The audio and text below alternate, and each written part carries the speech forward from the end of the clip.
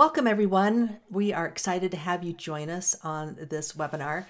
Abba Shapiro is going to be your presenter today, and he's going to be showing you some basics on how to get up and running with Luminar 2018. Abba is a pro photographer, a videographer, and he's a Skylum master trainer. I always like to say that because he is so good at this. And if you're new to Luminar or just started using it, this webinar should provide some really great, feedback and insights for you. To get familiar with the product. If you've used it for a while, I'm sure that Abba will be able to show you some little tips there as well. So Abba, thank you so much for presenting, and thanks everyone for joining us. My pleasure. So welcome, and let me just start by giving a little bit of an overview of Luminar and the interface. I do want to point out I am using the latest release, the Luminar Jupiter build, which was released for both Windows and Macintosh. For the folks who used previous versions of the Windows Luminar, you will see a dramatic increase in functionality and speed. One of our goals for this release was to make it very similar to the Macintosh version, which had more features originally, but we're pretty close to parity on that. So if you're looking or working on an earlier version, and this was prior to, say, April 12th, if you're listening to this after the fact, make sure you download the update or download the latest trial version. And if you're working on a Macintosh, you won't see a lot of changes in the interface, but you will see dramatic increases in the speed at which things are processed. And we have a chart on the website which actually shows you some of the performance increases, and in some case, things are 10 times faster. So I think those of you who haven't used the new version should download it and give it a try, and you will be very excited about the performance increase, which is something we are working on constantly to make this application better and better for you, the photographer. So with that out of the way, I'm going to show you the interface. I opened up an okay picture of Niagara Falls, and I want to just show you some of the features and some of the ways that Luminar 2018 Jupiter Edition works. And as we indicated earlier, I am working on a Windows machine, but everything I do on the Windows machine should work exactly the same on a Macintosh. And we also have some pre-recorded webinars from last month and the month before, which were on a Macintosh. So if you have that preference, you can go back and watch those. With that all said and done, there are three basic areas that we're looking at in the Luminar interface. In the center of the screen, of course, is your image. And the image, when you open it, is automatically scaled, so you see the whole image, but it's very easy to zoom in and zoom out if you need to isolate on specific areas. You will see at the top left corner, not quite the corner of the screen, it says 14%. I can actually use this to scale the image up and down to specific percentages. I can also simply use the little plus and minus buttons to step between. If you are using a mouse with a scroll wheel, you can zoom in and zoom out with that scroll wheel to precisely the zoom level that you want. So that's the first thing, just knowing how to zoom in and zoom out to work with your image. The two other areas that are in the Luminar interface are the preset at the bottom of the page. We have a preset panel, and I'll tell you about that in about a minute. And then to the right is your filters panel. And if you click on add filters, and we'll actually revisit this a little bit later on in the webinar, you can access all the individual filters with all their controls on the left side. And you can also add additional layers as well as do masking. So if you're very new to developing your images, Luminar can be very simple to use. Just click here, click there. You can get some instant results. If you've been using other developing programs, if you've been using Lightroom or you've been using Photoshop, you'll see that it has the same power. And in the case of Lightroom, even more power than that application, because you can do layers to be able to isolate your changes, and you can do masking so you can isolate some areas of an image that you may want to highlight or repair. So with that said, let's take a look at this presets panel, which is along the bottom of my screen. If I click on the categories button directly above that, you'll see there's a variety of presets categories, and these are the ones that are automatically installed when you first download and install Luminar. And I'll step through these in just a moment, but I do want to talk about presets because if you are interested, and actually most people are, we'll release about 2 preset packs a month. Some of these are to fix problems, such maybe you might have images that are too dark or blown out and you want a one-click fix. We also are working with some luminaries, some photographers that are internationally known, and they are creating presets for us that give the image their individual stylized look. So the nice thing is this preset panel can grow as quickly as you want, and you can also create your own custom presets. Now let me show you how the preset works and how the flexibility is very unique in the Luminar environment. So for instance, if I wanted to give this a very stylized look, I could go ahead and say choose the dramatic presets.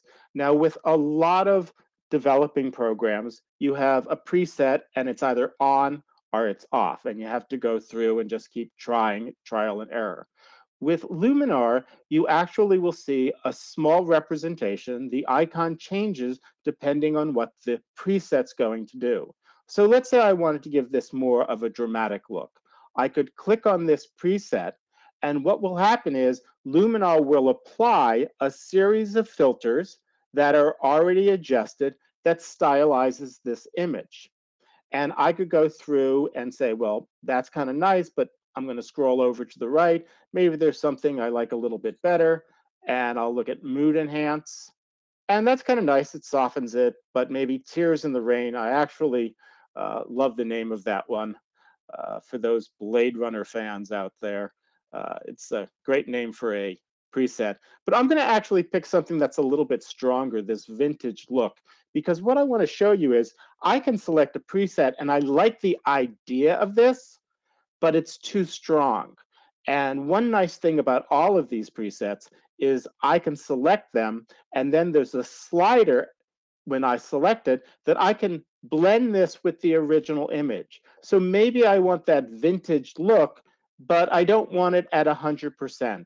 I want to dial it back, and it's very easy to do. And that's one of the nice things about working with the presets. I'm going to go ahead and switch my category to outdoor since this is an outdoor image. And I can go ahead and select one of the presets. Maybe I'll pick Fixed Dark Landscape. And you'll notice this will open up some of the colors here, but it did change the colors of my blues and greens. They pop too much. So I could dial this back, but what I want to do is I actually want to adjust the individual filters.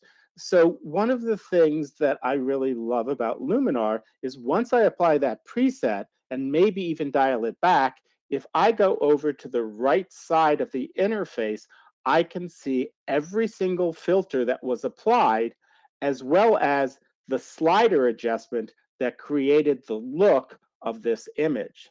And I could say, you know what, a little bit too much saturation. So all the presets are fully adaptable. You can change them to your specific needs. It's a great starting point if you want. It doesn't have to be the last thing you do by just throwing on a preset. So I dialed back the colors a little bit. It has a polarizing filter. The sky was already blue, so I could go ahead. I could move the slider. You can see I could really punch up my blues by bringing it to the right. And I do use this a lot in situations where my sky is a little more pale. But in this case, because the image was already rich and blue, I could just move it to the left. Or if I want to, I could leave it where it was. And next to each filter, there's a small eyeball. And if you click on that, you can toggle that individual filter on and off. So I could see what it looks like without the effect or with the effect. And I really like that. And each filter will have that when you move your cursor over that filter. So for instance, if I wanted to see what it was like before I modified the saturation, I could click there and we can see that it's a little oversaturated. In addition to being able to toggle individual filters on and off, I can also toggle all of my adjustments on and off with the two icons in the top center of the screen. Once again, you see this eyeball.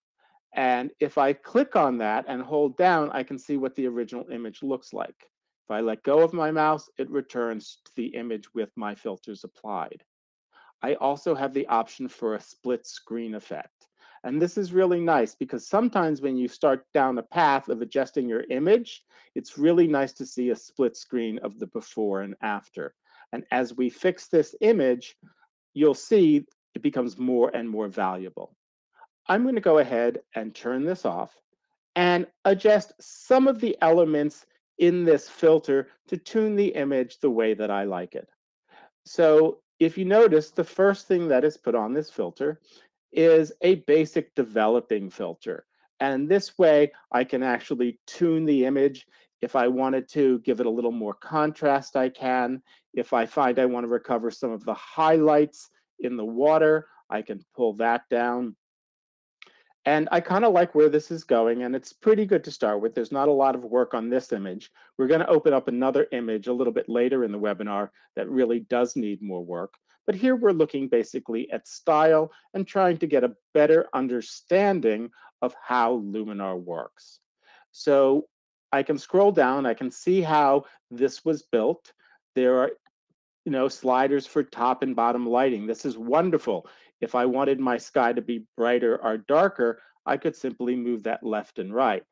And what I can also do with this top and bottom lighting is I can shift where that actually happens, where the top and bottom, where the light changes. And that's really a nice little feature. So if I wanted to open up the skies, I can do that. And I could go ahead and bring down the water, or vice versa. I can open that up to draw my eye to the bottom of the image and just darken the sky a little bit. And I can also focus on quite a bit of controls, such as the blending, and you saw the horizontal shift. And then if you have mountains or something, or not a perfect horizon, you can rotate that. So it just gives you some idea of the controls. And obviously this was designed for outside. But what if I wanted to go ahead and fix this image a little bit more? I can add any of the filters that are available to me right to this preset. So I'm not stuck with just the filters that were applied. I can turn them on, I can turn them off, I can adjust how much they blend with the original image and control individual aspects of it. But let's say I really wanted to punch up, say, the clarity. I wanted to make this feel really sharp. So I'm going to add the clarity filter, and you can add a filter simply by clicking on it and it'll be added. If you're not seeing the filters, if you only see the side panel, you add filters or you open and close that extension to the side panel by clicking on add filters. And now I can see all the filters that are available to me. And there's over 50 different filters that you can work with. And we broke them up into different groups. So the first thing is your essential panel, the basic things you want to do when you start developing an image. You want to make sure it's developed, and that does exposure and your highlights and your shadows. Usually you want to fix your saturation and vibrance. One of the things I like to do with saturation and vibrance is I love vibrance, but I'm not a fan of saturation. When you up the saturation, it will saturate everything an equal amount. So if an image is already has some areas where there's really saturated parts, those will get super saturated just to bring up the more muted colors. So I'm not a big fan of that. Vibrance is smart saturation. So if I bring this to the right, what's going to happen is the more muted colors will start getting more saturated. But if they're already saturated, they won't be affected as much. So it balances out my colors. So a lot of times I'll move the saturation to the left to bring that down. And then I'll compensate with vibrance to bring everything up. So now it's a little more balanced. And once I make an adjustment, I often go over to the little eyeball, toggle it off and on so I can actually see. And this is subtle, but you'll notice the sky isn't as vibrant as it was before and unrealistic. And I might even pull that down a little bit and draw this across. So there's one thing with saturation. I threw the clarity slider on just a moment before I did saturation, and I can go in, and clarity works with my mid-tone color contrast, and it gives the feeling of a sharper image. And there's a variety of different filters that you can try and play with that will sharpen your image. There's clarity, there's also sharpening. So I could apply sharpening, and I'm going to dial that up a little bit. And what you can see, and if you're working with things like clarity or sharpening, or really where you're working with the fine detail of the pixels, you'll probably want to zoom in to 100%. So I could go up here to the drop-down window and choose 100%. If you've been working in Photoshop or Lightroom, same keyboard shortcuts that you would use there would allow me to zoom in. So I could do Control 1 to go to 100% or Command 1 on a Macintosh. And if I wanted to fit to screen, it's Control 0 or Command 0. Now, I don't expect you to memorize the keyboard shortcuts. You can find out what they are very easily in the help menu. But I wanted you to be aware that if you're used to doing things with a keyboard, from other applications, you can do the same ones here, and we've mirrored a lot of those keyboard shortcuts. So I'm going to switch to 100%. And once I'm at 100%, I can move around to see a little bit more detail. I'm just clicking and dragging my mouse. So maybe I'll focus on the water and the ship that's down here. And at 100%, little tricky for me to find. I guess I could have looked at that before. But you'll notice as I moved it, it wasn't super sharp. It's showing you just kind of like a preview of where you are. And as soon as I stopped, what happened was I got the full crispness at 100%. And now I can see the effect of my clarity slider. I'm moving that left to right. And my sharpening. So you can really see the detail coming out here. Now, the thing with sharpening, and this is an extreme case of sharpening, is it might be good on part of your image, but perhaps you don't want to sharpen other areas of your image. Clouds don't necessarily look sharp, or clouds don't necessarily look good when they're over sharpened, but maybe I want the water to be crisp. So I'm going to go ahead and bring this down to 100, from 100% to fit to my screen so I can see everything. I'm going to use the keyboard shortcut, Control 0 on Windows, Command 0 on a Mac. And I know that I like the crispness in the water, but I don't want to apply that filter to the clouds. And one of the things I can do within Luminar is I can create a mask. So I can isolate what part of the image is affected by my filter and what part of the image is not affected by my filter. And I can do this on a filter level, which is 1 by 1. I can also do this on a layer level. So if I wanted to do that on a complete layer, and I'll show you that in a few minutes. So I want to take the sharpening and remove it from the clouds. So I click on this little icon. It looks like a paintbrush, and that puts me into the masking mode. And there's several types of masks I can work with. I can use a brush to paint things in. I can use a radial mask, and that's really good if I want to create maybe a stylized vignette where the edges are blurred, but the center is clear. Or in this case, because I'm dealing with the sky, I can create a gradient mask. So I'm going to go ahead and click on gradient mask, and that's on the lower right-hand corner. And you'll notice that my brush has turned from white to orange. That means I've activated it. And the top of my screen has now changed a little bit. You see an eyedropper. I'm sorry, you see an eyeball and a trash can. And if I click and drag, and you'll notice that with the interface, I have a lot of little tips that tell me what to do, which of course, as you get more exposure to the application, you can turn off if you don't want to see them. But I'm going to just simply draw a little line and stretch it out. And the center line is actually where we're going to split the mask, and the outer lines are the threshold or the softness of the mask.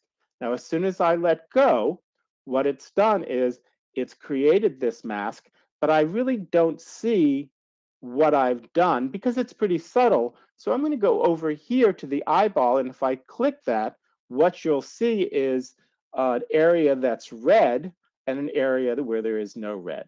So wherever there is red is actually where the filter is being applied, and wherever it's white, it's where it's not being applied. And this is the exact opposite of what I wanted. I should have pulled this from bottom to top instead of top to bottom. But the nice thing is, even when we make mistakes, they're easy to fix. I'm going to go down to the lower right-hand corner, back to the sharpening filter, right-click on the mask icon, and just simply invert it. And now the filter is being applied to the bottom half of the screen and not to the top half. And I'm going to click on the little eyeball in the upper left-hand corner to turn off the red. And what we'll notice here is that I have a lot of sharpening happening here and less in the sky. Now, I've applied not only a sharpening filter to this image, I also applied a clarity filter. So perhaps I want to do the same thing. I want to create that same mask.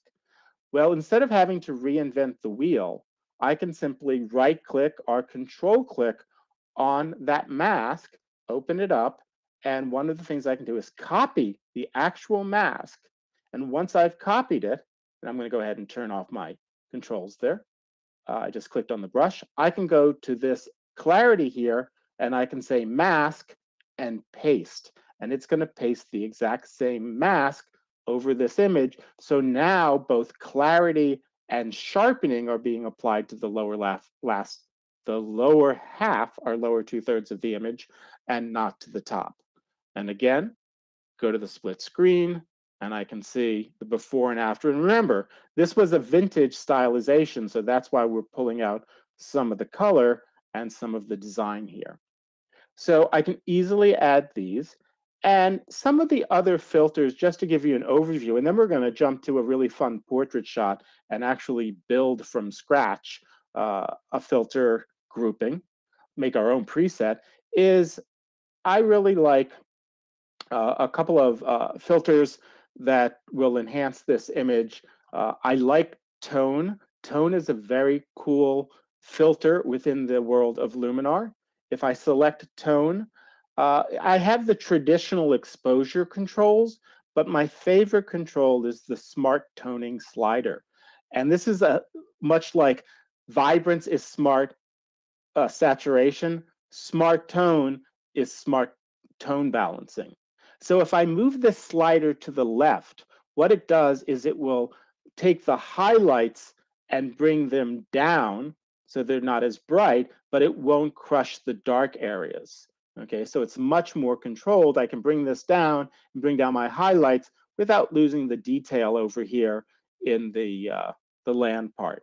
On the flip side, if I have an image that I want to open up the shadows, but I don't want to blow out my highlights, I could move smart toning to the right. It opens up the darker areas without blowing out the brighter areas. Now, this is a well-balanced image, so I probably will leave it in the middle, but that is one of the filters that I really suggest you try using when you first start playing with this application. I'm going to do a couple last changes to this filter, and then we'll jump over to another image and start working with that from scratch. So one of the things I like to do is if the color isn't balanced, I like to be able to throw on a quick color fix. And you know, when you have 50 filters, it's sometimes very hard to find the one you're looking for until you get familiar with the interface. So I could go ahead and in the search box up top, just simply type in color. And once I type in color, I will see all of the filters that only have to do with color. Okay, so one of the ones I like is when we go to issue fixed, it's a tricky thing to say, issue fixers, and I'm going to apply remove color cast. It applies it, and when you apply a filter, they're always applied in a neutral position. So you're not going to see any adjustment until you start working with the sliders. And if I move this over to the right, it will adjust the image and try to balance anything if the color is off. So this is really nice to work with. And you'll notice it just kind of subtly corrects because this is basically a balanced shot. And you'll also notice there's auto 1 and auto 2. And basically it's using different math, different algorithms to remove the color cast. And you should toggle between each one and move the slider to see which one best affects your image. And finally, just to give this a little bit of a stylized retro feel, I'm going to go up and I'm going to put on the vignette. And I know the vignettes are on top and I'm not seeing them now. And the reason I'm not seeing my vignette is because I have the word color typed in my search box. So this is one of those gotchas that you might type something in, and then what happens is you forget you typed something and you go, oh my gosh, my filters are missing. So I'm going to go ahead, hit the little X. This will clear that search box. And now if I scroll up to the top, I can choose vignette. It places that on my image. And I'm going to go ahead and just slide that a little bit to the left to kind of let the edges get a little bit dark. I can control the size of that. I want it to be a little bolder. And the nice thing is I can even go in and say, I'd like to have an inner light. I'd like to not only have the outside darker, but the inside I want a little brighter. Now, this is also one area where we haven't fully caught up with the Mac edition. If you're on the Mac edition, one of the other buttons you'll have here is positioning. So I could click on that and position my vignette exactly where I want. But by default, it is centered around the image. So I kind of like what we did with this. I'm going to go ahead and show you how to save and export. And then we're going to flip over to the next image and correct from scratch. And that image is a cute image, but it needs a lot of work. So once I am ready to save this, and the truth is I should have done this at the very beginning of the webinar and the very beginning of my photo processing, but I was excited to get into it. And that is to go under File, and under File, you'll see two options here. You'll see Save and Export. If you click on Save, what you're doing is you're creating a Luminar project file.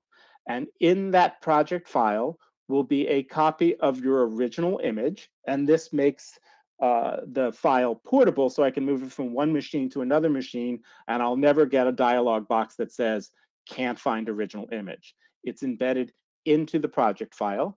And the other thing that's embedded into the project file is all of my filters that I applied.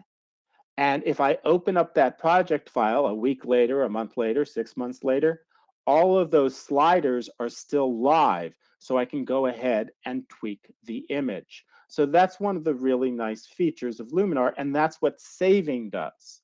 Now, if you wanted to export out an image, say go ahead and dismiss that. There we go. So I love when my machine does things I don't want it to do. There we go.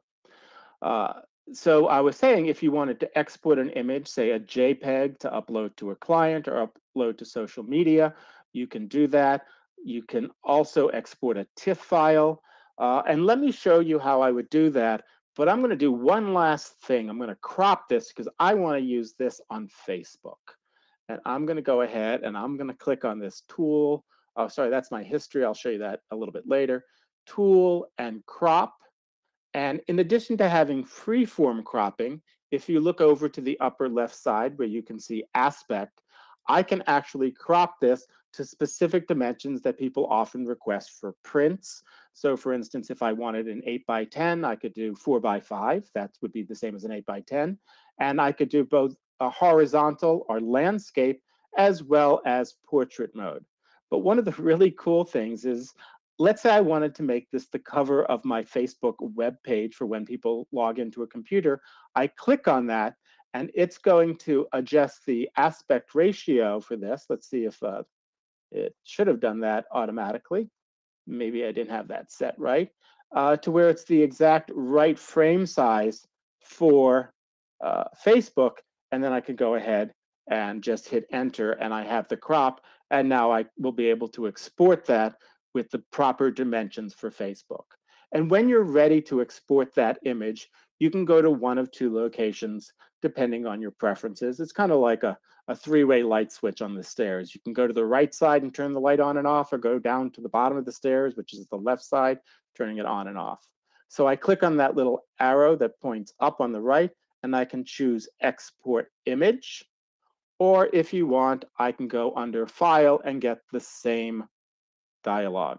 So I'm going to click on that, and you'll see there's a dialog box here. And in that dialog box, I can choose what flavor I want my image to be. Do I want it to be a JPEG or a portable network graphic? Or perhaps I want to create a TIFF file, because if I create a TIFF file, I can increase the color space, so the color depth, to 16 bits, which gives me less banding. It's if I want to send this out for printing, it gives me a better file to send than just a simple JPEG. So I have all of those options, as well as the option to scale this down if I wanted to. And I can do that by the long or the short edge, or even enter new dimensions. And then I could browse and save this file wherever I want. And it would be a fully flattened TIFF file, PICT file, PDF, Photoshop, and of course, JPEG. And with JPEG, of course, you do have the option to control your quality. You know, I usually put it at about 3/4, and then I would export the image.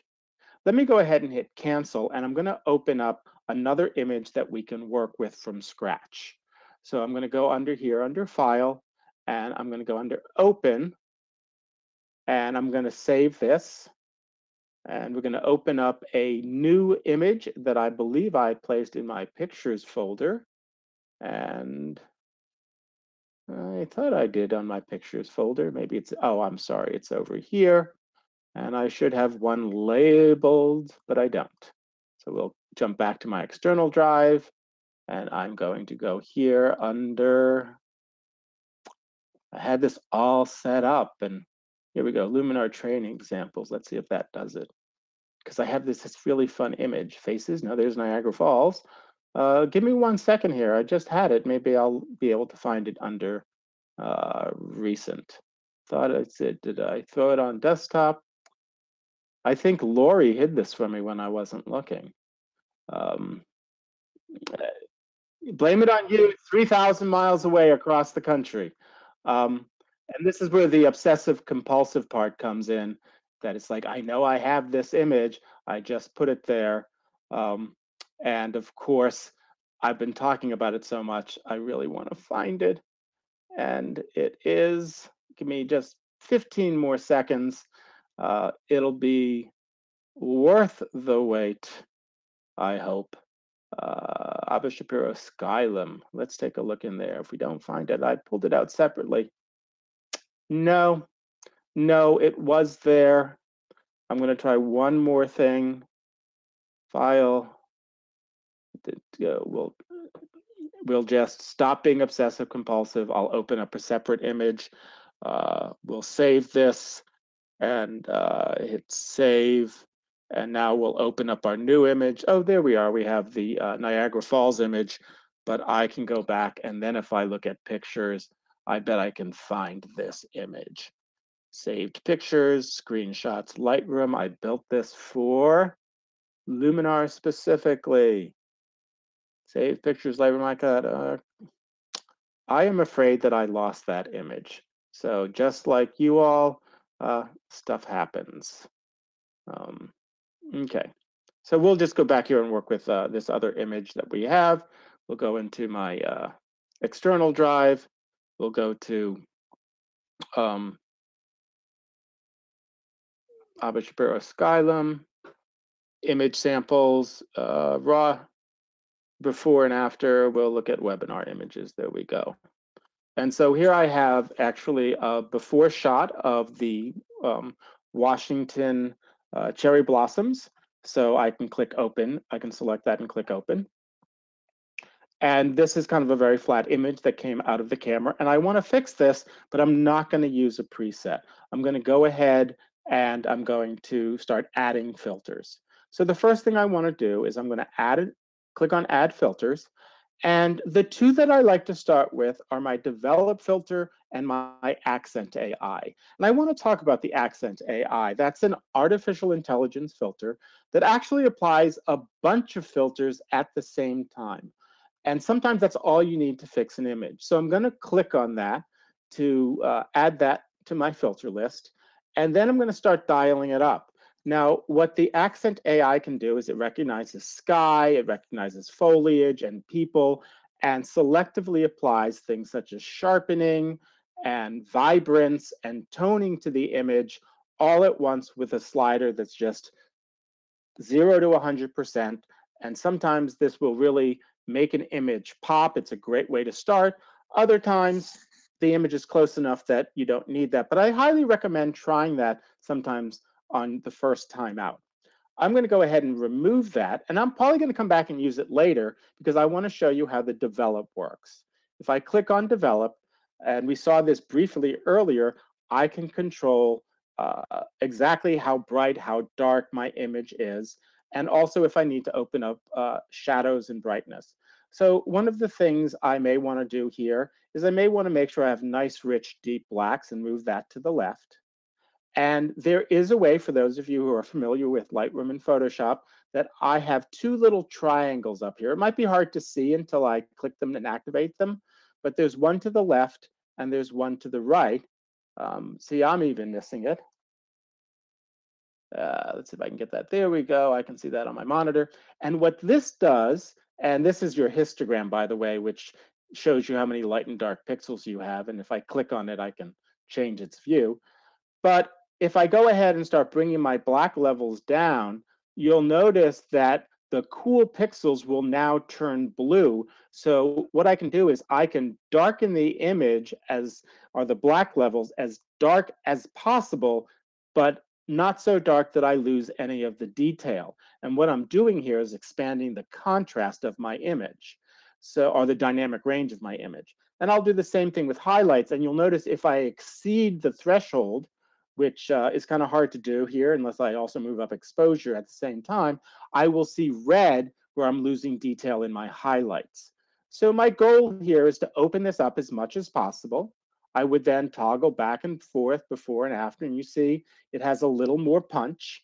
And then if I needed to, I could go ahead and save highlights or shadows. But I think we're pretty good, but I do want to increase the contrast a little bit and the clarity, which is increasing the color contrast in my mid-range.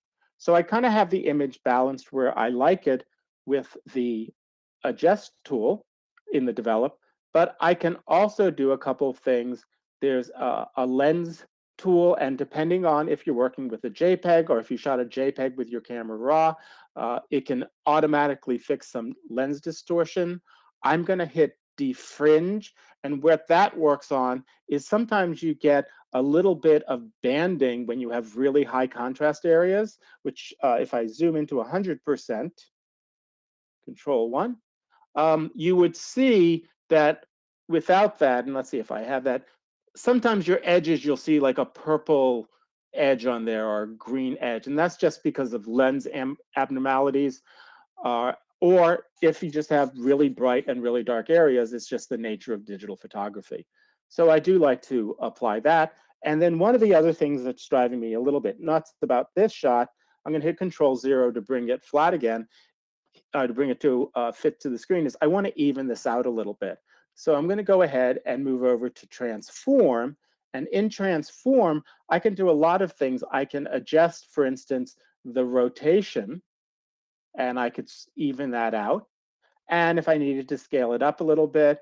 And another great thing you can do here is if you've shot architecture or any kind of a building or interior where you have distortion because you were too high or too low, you can use this to change the perspective of the image. It doesn't need it here, but I'll just show you that what it can do. And that's the horizontal, that's the vertical, and then I would simply correct the distortion and then scale it up or crop it to go ahead and fix that. But I fixed my rotation and I'm good with this. And now what I want to do is start enhancing this image. Now I can do this on this same layer. I never have to leave the layer, but if I wanted to not mess up how I've developed it so far, I can go ahead and create a new layer by going to the upper right-hand corner of the screen, and you'll see there's a little plus and minus, and if I click on the plus, I have a choice of 3 types of layers that I can add, and I'm gonna add a new adjustment layer because I wanna apply filter adjustments.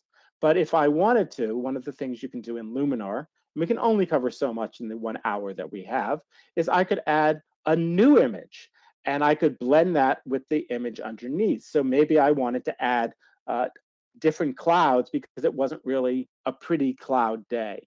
So I can add a new image and actually use a lot of the features in Luminar to blend them together with masks and blending modes. As a matter of fact, for those of you who are familiar with blending modes, if you go ahead and click on where it says, oh, I have to create that first.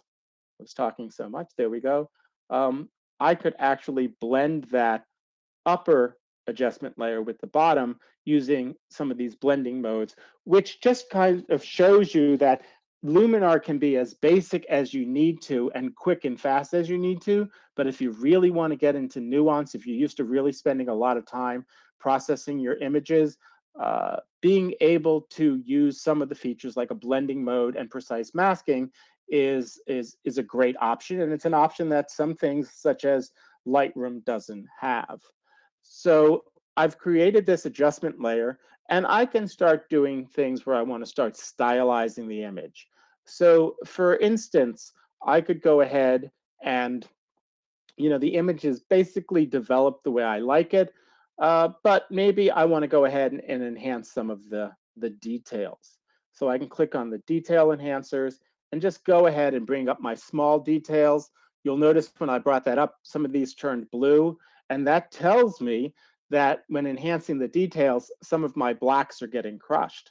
And the beauty of working with Luminar is I can jump between layers. I just jumped back to the first one and go back to those original settings of my blacks and whites and shadows and open that up a little bit. So now when I jump back to apply the details, they're not as crushed. I could even apply another develop filter to this layer and bring up those colors. But I'm not going to do that right now because I really want to focus on some of the other things you can do in Luminar with this. And one of the things I really like is, in addition to, I think I'm going to do the color trick I did before, where I'm going to throw on saturation and vibrance. I'm going to go ahead, bring saturation down, and bring my vibrance up. And this way, I can get a little more pink in the image because those are kind of undersaturated without causing the blue sky and the water to really change. So I kind of like that. Maybe I'll throw a little bit of structure on this.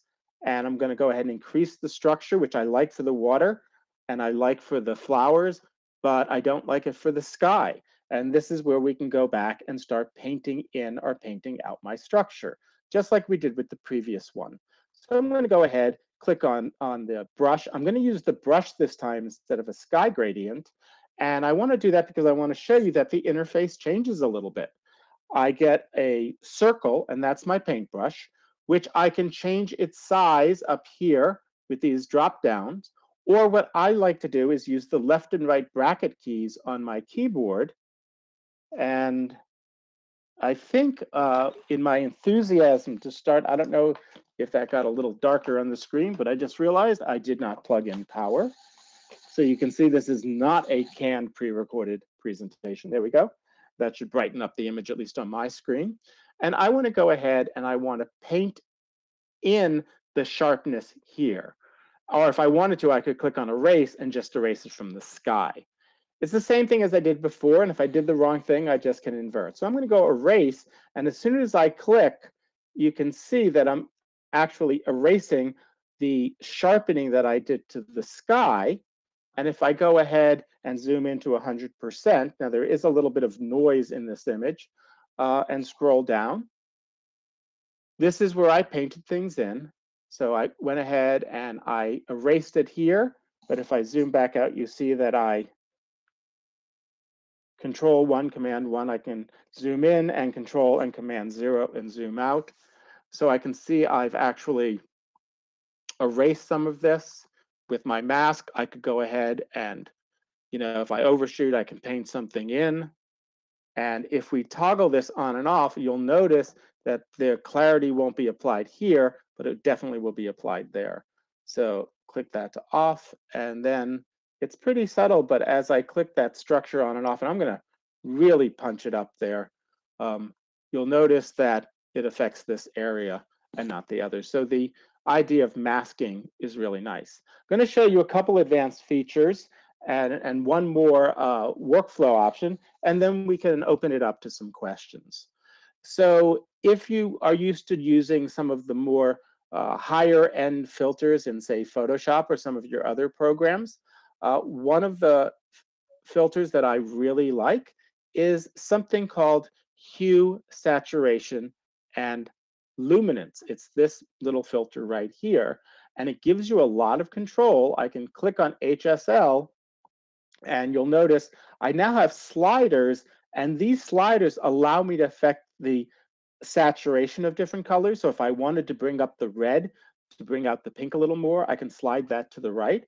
And if I wanted to bring maybe the sky a little more sunsetty, I can bring up my orange and definitely bring up some magenta and purple. So I'm actually saturating these flowers, and I want to go ahead and desaturate some of my blues. And I can do a couple things there. I don't want them to be as blue, but more important, maybe I want them to be a little darker. So I could go over to luminance, and I could darken, the blue in the sky so that it's not as bright.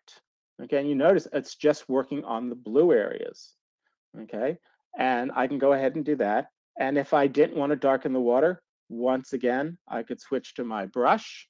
I could go to paint. I'm going to go to opacity of 100%, because 50% is the default. I really want to just go ahead and erase this filter in the area where I have the water. So I'm going to go ahead, click on erase, and it should work. That if you notice, it's actually getting lighter. I'm erasing any of that darkening and color correction in my water. If I click on the eyeball, I should be able to see. So that's where I've erased it. Where it's red is where I'm applying that color enhancement. And where I'm over here, I can see I want my water not to be controlled. So I can go ahead and paint that out. If I overshoot and I catch some of these flowers, I just switch to paint. I'll make my brush a little smaller and paint that filter in. Now, obviously, I'm being a little sloppier than I would in real life, but by turning that off, I can now go ahead, and we can see as I turn that on and off, it only affects part of my image. So I'm really happy with a lot of the filters. We have like 50 you can choose from. If you find them confusing and you have this whole list and you don't want to jump around, you can say, you know what? I just want to look at some of my essential filters, or I want to just try something creative. And this will isolate each of these sections. So maybe I'll go here, and in creative, I'll add a little bit of golden hour so I can kind of fake that it was sunset. I'll go ahead and notch that up a little bit. It'll bring in a little more yellows and give me a little more golden sunset there. And I can even punch up my saturation of that. Again, giving me a different look. I'll switch to split screen. This was out of the camera, and this was after I doctored it a little bit. Probably would put some denoise on there, but I want to show you one last feature and have some time for questions. So I'm going to go back, jump this back to all so we can see everything. And I want to point out something called workspaces. So when I start developing an image, and I'm going to actually go back in time, and one thing you'll discover when you're working in Luminar is that while you're working on a project, you can actually click on this little panel here, the history panel, and see every single edit you made from the moment you opened that image. Even if I added a filter and deleted it, I can see what my sliders were setting at. So I can jump back in time to see my developing at different points in the process. Now, when you save a Luminar project file, this is also one place where the Mac people have a little bit of an edge still. Uh, it will actually save the history. So you can open it up a week or two later and you can see this drop down panel. On a Windows machine, it doesn't save this yet. We're working on that. It's one of the few things where it's not quite equal. But as I said before, if you open a Luminar file, all of your layers and your adjustments are there. You can go ahead and you can modify them. You can add to them. So you can't go back and see every step you took, but you're not locked into a frozen image when you open that up. So let me go ahead and remove this. And with that, I'm going to go ahead and just show you one last thing, which is workspaces. And sometimes you may want to apply a certain set of filters without any selections or sliders adjusted. You know, for instance, you always work on like the professional filters, or you're just doing portrait filters. And when I do that, you'll notice if I click on portrait, it opens up a preset workspace where I would use the filters that I normally use when developing a portrait. So I don't have to go ahead and apply these one at a time. If I wanted to say work on a different workspace, I could go ahead and let me bring up the other workspace here. And I'll scroll this to the top so I can see it. There we go. Maybe I'm doing landscape. And this is a different set of filters that are applied with no adjustments. You can create your own custom presets or use this as a starting point, but it's a nice way to say, I'm going to work on an image. These are the filters I normally use. Instead of dragging them over one at a time, I'm going to go ahead and bring them over or open them up in one fell swoop. So that's a very quick overview. In addition to us posting this and watching it, we do these once a month. And as a matter of fact, we have introductory webinars that Laurie and I did last month and the month before that are already posted. And even though they're beginner classes, we try to do them a little different each time. So you can watch this and see certain tricks. And then if you go back to the ones we've recorded earlier, you'll see me working with different images and probably different filters. So you can aggregate those and get a nice feel for how to get your feet wet in Luminar. And with that, I'm going to throw it back to Laurie to, if we have time for questions, and also to show you where you can find some of the previous training as well as presets and whatnot in the Skylum website. Great. Abba, there's two questions I wanted to point your way. Chelsea was asking about the standalone versus the plugin. So you're using the standalone. I'm using the standalone. So just to kind of give you a little bit of an overview, Luminar is an application you buy. I think the current price, and I apologize if I don't remember, it's $69 or $79 and works forever, doesn't expire, no monthly fees. So a lot of people just like to stay within the Luminar ecosystem. However, a lot of us have been using Photoshop for a while, or Lightroom for a while, or maybe even another application that follows that Adobe protocol. And Luminar will work as a plugin to those applications, and those applications can be accessed from within Luminar as plugins. So if you are, when you install it initially, it will ask you if, oh, do you want me to install it as a plugin for Photoshop? I see you have Photoshop. Or you want me to install it as a plugin for Lightroom?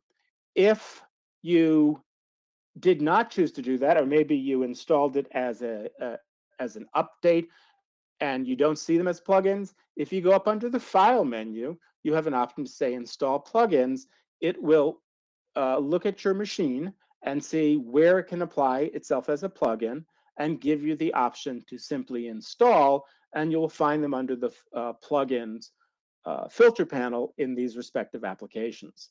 And one cool trick, if you've been using Photoshop for a while, if you open up an image in Photoshop and make it into a smart object, for those who are familiar with smart objects, you can then apply the Luminar plugin, get into Luminar, adjust everything, send it back to Photoshop if there's other things you might do in Photoshop. But because it's a smart object, you still have the ability to step back inside of Luminar and tweak your adjustments to how you like them so you're not locked in. So that's the workflow with plugins between Photoshop and Lightroom and Luminar. And it will also recognize other third-party plugins that you might have that you've purchased over the years. Okay, great. Thank you very much for that. One last quick question. Mark was asking about why do some of the sliders have different colors, like there's rainbow colors or um, things like that. Oh, well, that's a great question. And the colors will usually represent how I am shifting hue or affecting certain colors within my frame. So it's kind of a visual indicator. So for instance, temperature, which I have open here, if I look at this and I decide it's a little too blue and I want to kind of balance it a little bit, I could add a little more yellow and remove a little more blue from the image, giving it a different feel, or balancing it if my camera settings weren't accurate when I took the picture. Same thing with magenta and the green. I could say, you know what, I want to bring in a little more magenta, and it gives a different feel. So this is a visual indication. And then if I go to something such as, um, let's work with something that will have color. Uh, Remove color cast will, but that's very similar. I think I'll jump to the hue saturation one because that has a lot of colors to work with. So I'm going to go ahead and scroll down to HSL, and that's under professional. Um, and we're going to choose that. And in this case, we have a lot of colors to work with. And depending on which button is pushed, hue, saturation, or luminance, different things are affected. So under saturation and luminance, I can see that what I'm doing is enhancing or toning down these specific colors and the actual colors that are in my image. And the same thing is true with luminance. I did that with the blue, but maybe I want to just go ahead and brighten up anything that's yellow, but darken anything that's orange to maybe bring out my sky. So those are pretty self-explanatory. Hue is a little trickier. What hue does is if I move it to the right, it takes anything that's red and makes them a little more orange, which is the next one down. If I move it to the left, it's actually going to make it a little more magenta, turn my reds to magenta. So they actually relate to each other. So if I wanted to, and I thought maybe that I didn't like the greens in this image and I wanted them to be a little more blue, I could slide that over and it's changing anything with the green element to more blue. And maybe I want to go ahead and take anything that's purple and bring it over and make it a little more magenta. So that's a control there. And I'm going to finally wrap it up with this slider here. It's another example, looks more like a rainbow. And this will change the hue of my foliage and literally whatever color I land on, and I don't have a lot of green here, it's going to change the color cast to those colors. So these rainbow colors, they represent the color that we're changing, or perhaps the color that we're changing the color cast or the toning to. So that's an idea of, they're actually visual representations of what you're doing with different colors in your image. I think that'll probably wrap it up. I'm going to just give you guys a quick overview of where you can find some more educational information and where you can find this video. That should be posted within the next couple days. Is that okay, Abba? You? Absolutely. I think I've talked as much as I should, not as much as I could, but go ahead and take it away, Laurie. Okay, great. Okay, folks, so you should see my screen now. This is the Skylum website. So if you go to skylum.com, this will take you to our main page where you can view Skylum information or Aurora HDR. I would recommend going to the menu at the top of the screen. What you could do is you can actually sign up for an account, which means that you're going to get a monthly newsletter from us and plus some other newsletters as well, educational wise. And so you can go through and kind of scroll through some of these. Now I'm going to highlight just some of the main features that I think would be really helpful for you folks. One of those is the video gallery. This will be where we'll be posting this webinar in a few days. So you can see there's different sections here depending whether you're on a Mac or PC when you're first starting up Luminar. And then we've got some inspirational, some quick knowledge and such here as well. So you can kind of scroll through and take a look. We've got myself, Abba, Rich Harrington, and many other content creators that are participating in giving us some really great content here. The other thing too is you can click on webinars. We will be posting some the webinars here. In fact, this one will go in this section. So if you can't find it anywhere, just go under the video gallery and click on webinars. Okay, a few more things that might be real helpful. One is the user guide. For those of you who haven't seen the user guide or don't tend to look at them, this one's a really helpful one because you can actually find out anything you want to know about Luminar. All the different filters, what the sliders do. Rich Harrington put this together and added some really nice tips for both Mac and for Windows. I would recommend scrolling down to the bottom here because you can download the PDF format, which I think is a little bit easier to search. So that might be a helpful thing to download. The other thing too is going under the blog section. We do post blogs almost every week, some nice articles. You can see here, this is the webinar that Abba just did. And for those of you who are interested in finding out more about this recent update, you can click on this Luminar 2018 gets a rocket booster update. So you can find out what exactly we've added to this new update. So there's, speed improvements. Abba actually went through some of these earlier in the presentation. So you can also read more about some of the essential features that have been updated for Windows users as well here. So I'd recommend that. Okay, I think that'll do it. I really want to thank each and every one of you for joining and participating. We've got some great questions. Abba, thank you so much for another great presentation. Oh, my pleasure. It was a joy, and it's always fun to do it live because I get to show different things each time. So thank you guys very much for your patience as I became obsessed with that flamingo image. I promise that I will put it in the next webinar. It just disappeared. You can't control flamingos. That's right. Okay, everyone. Thanks so much for joining. Have a great rest of your day.